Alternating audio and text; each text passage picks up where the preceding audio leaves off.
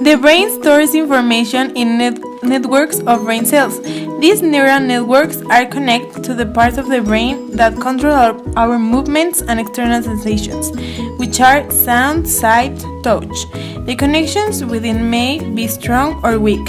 Each time a connection is used, it gets stronger. Brain activity could be best described as a huge city. Neurons are divided in groups, like neighborhoods. Each one carries out some actions that will be combined with other neighbors, often involving feedback loops. A city is organized so many activities are carried out at the same time, like manufacturing products, the arrival of raw material, and shipping out in different directions. This is an example for explaining that the language functions don't have to take place in a single part of the brain.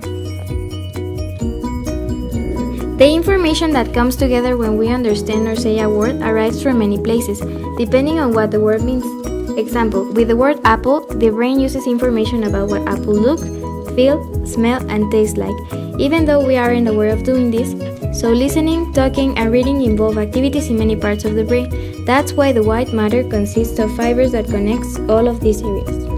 The left side of the cortex is the most involved for both the spoken and written language, regardless of the language you read or write. The right side is essential for communicating effectively and for understanding what people say. When a person learns another language, the right hemisphere is more involved than the left. Anyways, the organization of the brain depends on experiences as well as genetic endowment, like blind people that use the visual areas by reading Braille with the touch. Dyslexia is also known as reading disorder. May include difficulties in spelling, pronouncing words, and understanding readings. Dyslexia studies started in 1970s, but there was not enough technology, so during that time it was called developmental reading disorder related to word blindness. Until the late 90s, further research took place and it was discovered that dyslexia involves the lack of ability to segment words into sound and speech components.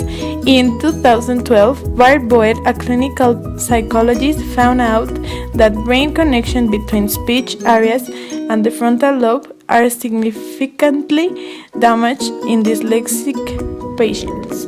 The Journal of Neuroscience says that dyslexia is primarily an auditory disorder that arises from an inability to respond to speech sounds. There are effective treatments that involve reading, writing, and speech exercises. Other common brain damages are Expressive aphasia, which is the damage in the Broca's area. The individual presents difficulties while speaking by forgetting simple words. Receptive aphasia is a damage in Wernicke's area and causes the difficulty for the pronunciation of words, making sentences without sense.